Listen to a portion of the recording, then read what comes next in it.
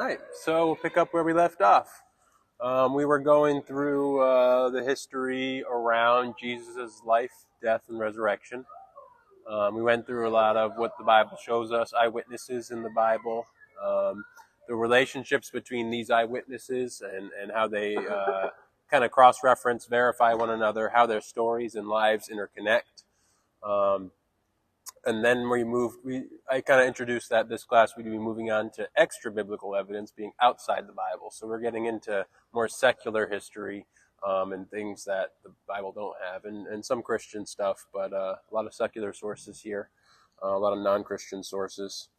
So we'll review this slide. This was a summary slide that we had kind of just touched on last week. But this is a summary of a lot of what's here. Not all of this is going to be in the following slides, but some of this will be. So we'll just read through this real quick. 1, Jesus Christ was executed in Judea when Tiberius was emperor and Pontius Pilate was governor. We learned that from Tacitus. He's a Roman historian. The movement spread from Judea to Rome, Tacitus. 3, Jesus claimed to be God and that he would depart and return. That's Rabbi Eleazar, so that's a Jewish source. 4, his followers worshipped him as a god, Pliny the Younger. 5, he was called the Christ, Josephus. 6, his followers were called Christians. That's Tacitus and Pliny.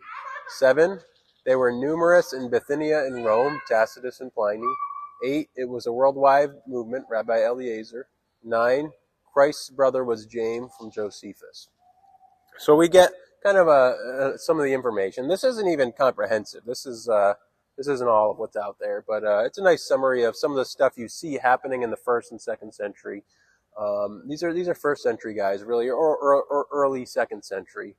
So within 100 years of Jesus' death. So you get kind of a good sense of the Christian world and the Christian growth and the Christian beliefs right here just from non-biblical writers, people who weren't Christians and people who didn't even like Christians. These were mainly hostile sources, people who really hated Christianity and would rather it didn't exist, or they were just observing it. But so there's a lot out there about Jesus and Christianity. One of the main sources is Flavius Josephus. He lived about 37 to 100 AD. He was a Jewish historian. A lot of what we learn about the Roman world in Jesus' day comes from Josephus' writings. He recorded a lot of Jewish history. A lot of it runs parallel to even some of the apocryphal history books. A lot of the intertestamental period and a lot of the gospel time and the time of Acts and the time after that were recorded by Josephus. And a lot of the names and faces we see in the Bible, a lot of the rulers like Herod, we'll get into him a bit. And he verifies just basically all the historical information in the Bible. He verifies it. And obviously not a Christian, he's a Jew. He wrote Antiquities. That was the name of it. Was a series of books. He had 2 books on King Herod also. This is the Herod who tried killing all the infants in Bethlehem, which may sound extreme and just impossible, but Josephus records Herod having that character. And some of you may have heard that before that. Herod was known for being a slimy fellow. Well, we know that because of Josephus. He's the guy who gives us that information, that Herod was a dirtbag. Herod killed 3 sons in suspect for treason. He also killed a wife, a mother-in-law, uncles, and cousins. So basically, anybody who he was suspicious of or any family member that got out of line, he'd just kill him. And so obviously he would probably not treat his non-family members very well either. And, so he's definitely the kind of guy that would maybe order a bunch of infants to be killed. Josephus also records Pilate's political pressure and his leadership mistakes that got him close to being fired. You see that in Antiquities 18. And this pressure, it probably added to his decision for to fold to the Jews pressuring him to crucify Jesus. Because if there's, a big mob and a big press going on about this Jesus fellow. He really wants to not have any rebellions going on, because the Jews, if the Jews did one thing, they rebelled from Rome constantly, and many rebellions over time, and pretty strong ones too. And so Pilate had some issues going on, and he just wanted to keep things smooth. And so we learned that from Josephus. So Pilate really just wanted to stop a riot and rebellion, and so that's probably had something to do with why he just allowed what he knew to be an innocent man to be killed. Josephus also records Caiaphas committing suicide 2 years after crucifying Jesus, and we know Caiaphas is probably the main guy to push through Jesus' crucifixion. I told you there was going to be drama this class, so this is the Herodias drama. We get this from the Bible and Josephus. So this is a drama that, like, Homer and Shakespeare couldn't have done it better themselves. It's for war fought over forbidden love and beheadings, and you can't make this stuff up unless you're Shakespeare himself. It's so what we know about Herod and Herodias. I don't know if Herodias was even her real name, but that's what we know her as. This was one of Herod's wives. So Herod was the king who won over Jerusalem for Rome and governed over that area of Jerusalem. So he's the king. He's the Roman king at the time of the Jewish area. And the Gospels record him having to play a role in John the Baptist's death. John the Baptist was in prison, and we know that Herodias played a role in this, in that the daughter, impressed the king and his friends, and so he offered her something, and she asked for, and the mother, Herodias, had the daughter ask for John the Baptist's head. We learn that in the Gospels, right? So Herodias has to do with John the Baptist's death and these characters. And so Herodias was a little sneaky, obviously. We also know that the reason she didn't like John the Baptist was because he criticized them for their marriage, because she was somehow related to the family, and he had to kick another guy out of the way to have her. So it was a forbidden love situation. John called them out, and so she had John killed. That's what the Gospel tells us. Josephus records that Herod lost an army, or lost a battle over Herodias. All right, and so what he records is the Jews said, so the Jewish people were saying that the loss of the battle that Herod had was God's vengeance for him having killed John the Baptist. So he kills John the Baptist, he loses a battle, and the Jews say that's God's vengeance for killing John the Baptist. Right? And this isn't even Christians saying this. This is Jews saying this. The Jews like John the Baptist. So when Herod lost, they're like, that's what you get. So Herodias was trouble, and she was the reason Herod went into this battle in the first place. What happened was there was some conflict, some territorial conflict between an Arabian king named Aretas, and Aretas gave Herod his daughter to marry. So Herod married Aretas' daughter, and they had some conflict. So this would have been a really smoothing over thing. This is a political marriage to form an alliance with somebody who you had some friction with, right? But what happened was Herodias comes in the picture, and Herod divorces her for Herodias. So King Aretas gets his daughter back, and he's mad, and now it incites war. Because they already had friction, and now you just divorced my daughter, now they're going to war, right? So you divorce his daughter, and he's mad. Battle ensues. Aretas wins. Herod loses, and the Jews say, ha, that's what you get for killing John the Baptist. So that's the drama. And Herodias is in the middle of all of this. So that's Herodias, just the Herodias drama. It's, it's like a Shakespearean play, right? So we'll read this. You're in Antiquities 5:2 with John the Baptist. This is a clipping. I clipped out some of it, just a few pieces. This is 3 clippings of this section about John the Baptist. So Antiquities 18:5-2, and it goes up to I didn't even record how far it goes, but it's parts of the chapter. Now some of the Jews thought that the destruction of Herod's army came from God, and that very justly, as a punishment of what he did against John that was called the Baptist. For Herod slew him, who was a good man, and commanded the Jews to exercise virtue, both as to righteousness towards one another and piety towards God, and so to come to baptism. So the Jews liked John the Baptist, right? They weren't like, it wasn't, they didn't seem to consider him a Christian. They had even Josephus had a good view of John the Baptist. Now when many others came in crowds about him, for they were very greatly moved or pleased by hearing his words, Herod, who feared lest the great influence John had over the people might put it into his power and inclination to raise a rebellion, for they seemed ready to do anything he should advise, thought it best by putting him to death to prevent any mischief he might cause. So we're pausing here. So Josephus is recording that the reason Herod killed John the Baptist was to stop any potential rebellions because John was so popular. And that's kind of the obvious reason why you'd kill a guy like John the Baptist. Although the Gospels obviously show us there's more to the story than that. There was also this stuff with Herodias going on and the personal conflict that John the Baptist personally had with Herod and Herodias. So there was personal issues there as well as just the potential of inciting a rebellion.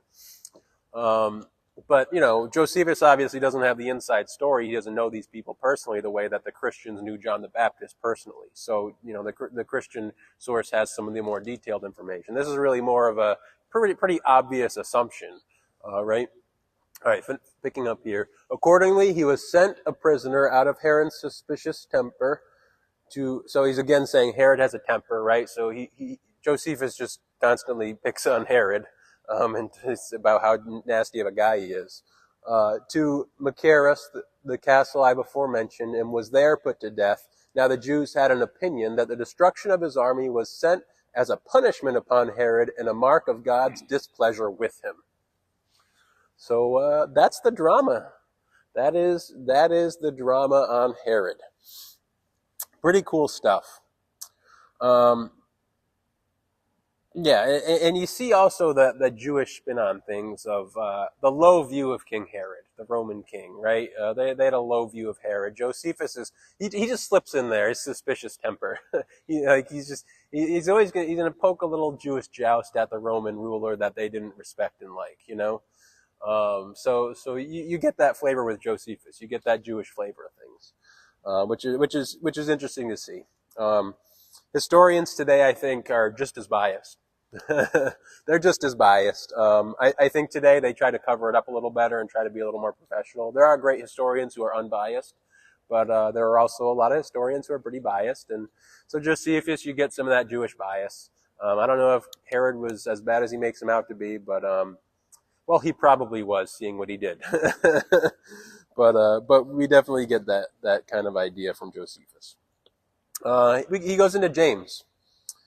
So this is 29, 25 to 26, and about James. All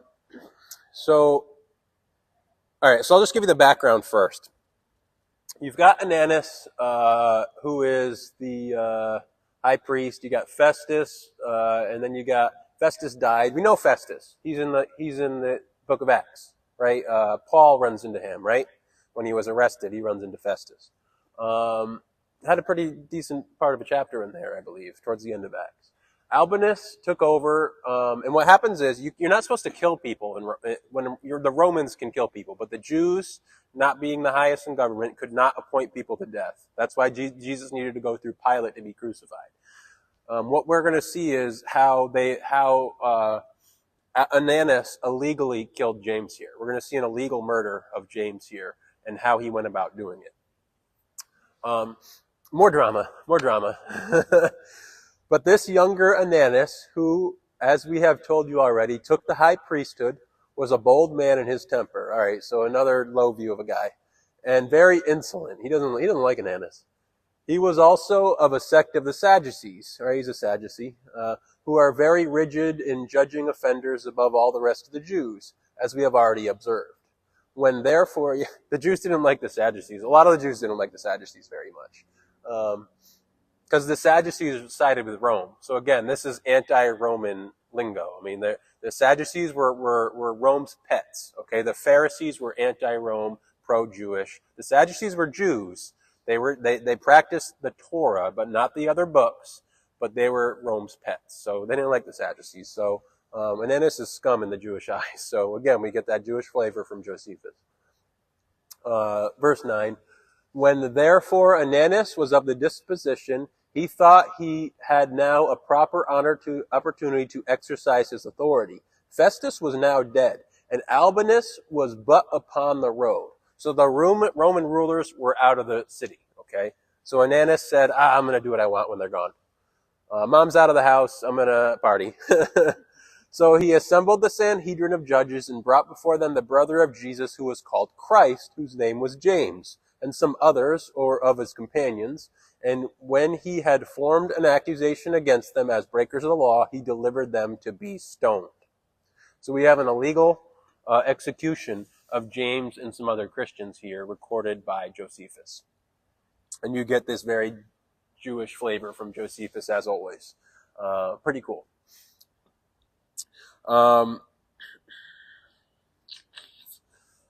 So a little more on James as a witness of Christ. James's story is not huge in the Bible, but you can, kind of take the bits and pieces you see and form some stuff about him.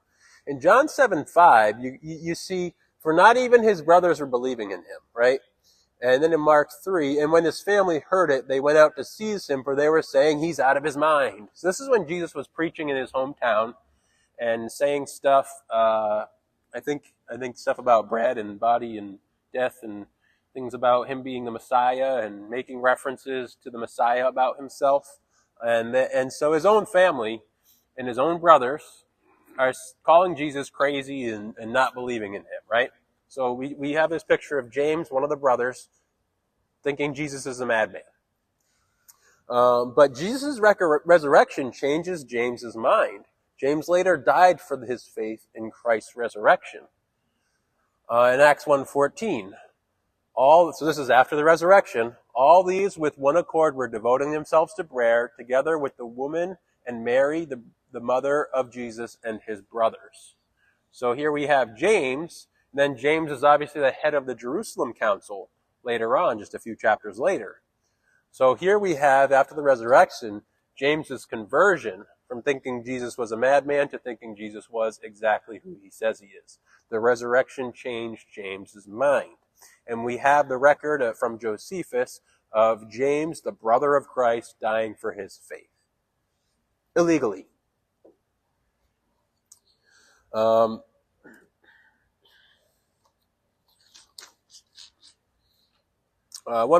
last note on James. We have James being kind of the last voice in the Jerusalem Council, which is Acts 15. That's where Paul comes and talks about God moving with the Gentiles, and should we put the law of Moses and circumcision upon the Gentiles? And they ultimately decide, no, we'll just say don't eat blood, follow Jesus, give them the basics of the gospel. Let's not put the law of Moses on Gentiles. It didn't belong with them to begin with. So James was very much the last voice in that council. So you think James has a high authority in Jerusalem. And his ministry is based in Jerusalem. So it's really no wonder that Josephus mentions James, because, he's kind of the head honcho of Christianity in that area. That's why Josephus mentions him, and we see him as a prominent figure in Josephus's writing, because Josephus is, again, centered around the history of Jerusalem. And it's also no wonder the Sanhedrin wanted to kill him, because they see him as a top dog in Christianity. We take down James, the brother of Jesus, the brother of the guy himself. Maybe we can take Christianity out with him. But obviously that didn't work out. Probably only incited more Christian faith. So this is Jesus in Antiquities, and it's 1863, and I put 4 question marks here for a reason. There's a little bit of a conspiracy here about what Josephus wrote about Jesus. The text appears to be altered and unreliable in most copies of it. There was some added text that I underlined here.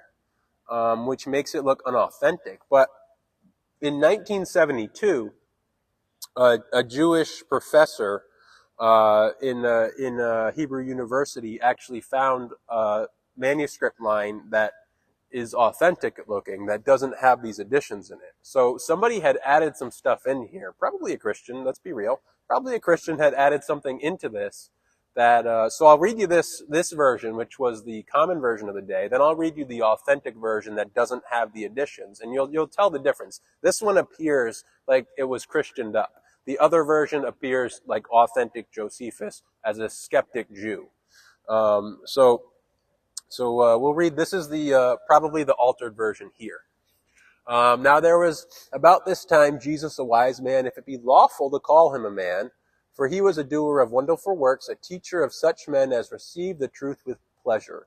He drew over him both many of the Jews and many of the Gentiles. He was the Christ. And when Pilate, as the suggestion of the principal men among us, had condemned him to the cross, those that loved him at first did not forsake him, for he appeared to them alive again the third day, as the divine prophets had foretold these and 10,000 other wonderful things concerning him. And the tribe of the Christians so named for him are not extinct to this day.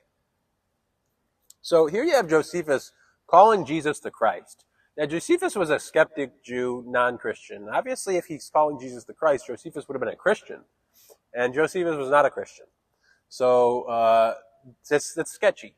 But if you take these underlined parts out, and you go and you find that in the Hebrew manuscript of this that was found later, you get a very authentic looking picture of Jesus, skeptically from Josephus.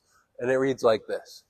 At this time there was a wise man called Jesus, and his conduct was good, and he was known to be virtuous. Many people among the Jews and other nations became his disciples. Pilate condemned him to be crucified and to die. But those who had become his disciples did not abandon his discipleship. They reported that he had appeared to them 3 days after his crucifixion and that he was alive. Accordingly, he was perhaps the Messiah, concerning whom the prophets had reported wonders, and the tribe of the Christians, so named after him, has not disappeared to this day. So this was found in Jewish hands, right? So this was unaltered, not touched by Christians. And you get a more skeptical view of Jesus, saying, he seemed wise. A lot of people followed him. Some people call him the Messiah, perhaps. And he had some followers who still hang out around Jerusalem today. So you get a more skeptical view, authentic view of Josephus mentioning Jesus here. So that, I would say, is a reliable manuscript. Moving off of Josephus, we've heard that name Pliny in that, so Pliny was about from 112 AD, so early 2nd century. We have him mentioning Christians worshiping Christ as God.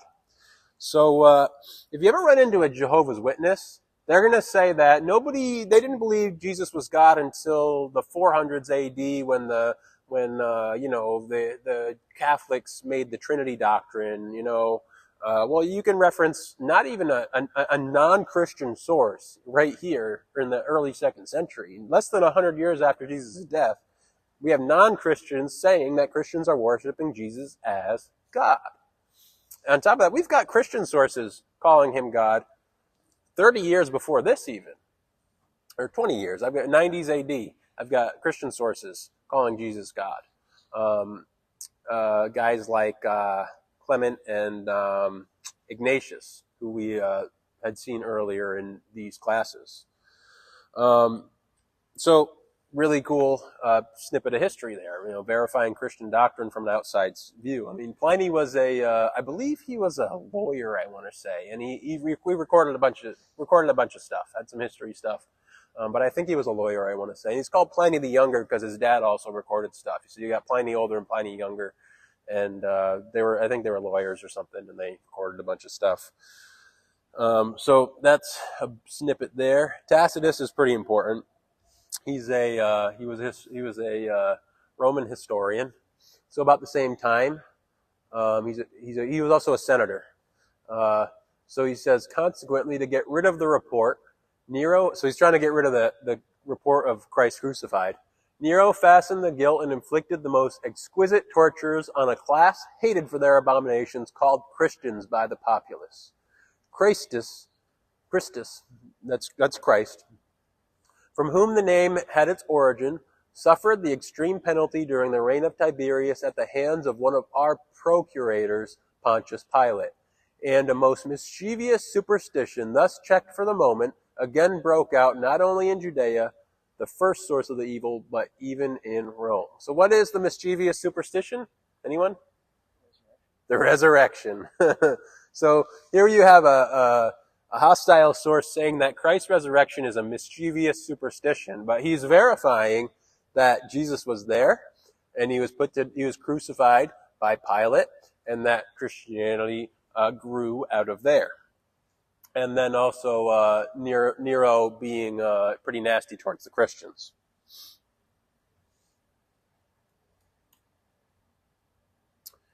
And Gary Habermas is somebody that you had mentioned earlier. So he has 6 facts to support the resurrection, and these facts are supported by most historians, and even atheist historians will verify these 6 facts. And these 6 facts are drawn from basically what we just read, and a few other sources. But these facts, and also Paul's writings, which, like I said, because there's not a bunch of miracles in Paul's writing, the atheists don't even question it's real. He's got multiple letters with his own testimony in it, with Acts to verify Paul's testimony. And so, people don't really question Paul was a guy who really had an experience of converting to Christianity. So between what we just read and that, you're going to get these 6 facts. So here they are. 1, Jesus died by crucifixion. 2, that very soon afterwards, his followers had a real experience they thought were actual appearances of the risen Jesus. 3, that their lives were transformed as a result, even to the point of being willing to die specifically for their faith in the resurrection message. 4, that these things were taught very early, soon after the crucifixion. 5, that James, Jesus' unbelieving brother, became a Christian due to his own experience that he thought was the resurrected Christ. And 6, that the Christian persecutor Paul, formerly Saul of Tarsus, also became a believer after a similar experience. So, 6 facts drawn from historical points that are very unquestionable. These are things that you'd have to kind of be a crazy person to say that any of these facts are not true. And when you frame it this way, well, it's pretty convincing, right? Like, it's kind of hard to argue with Mr. Habermas here. I mean, this is solid, especially when you see, what we've just seen as far as the historical data, even outside of the Bible. This is rock solid. And I think that this is an excellent summary of what we've seen in the last 2 classes, and really drives home the authenticity of the Gospels and the truthfulness of it, and their strength as a historical record.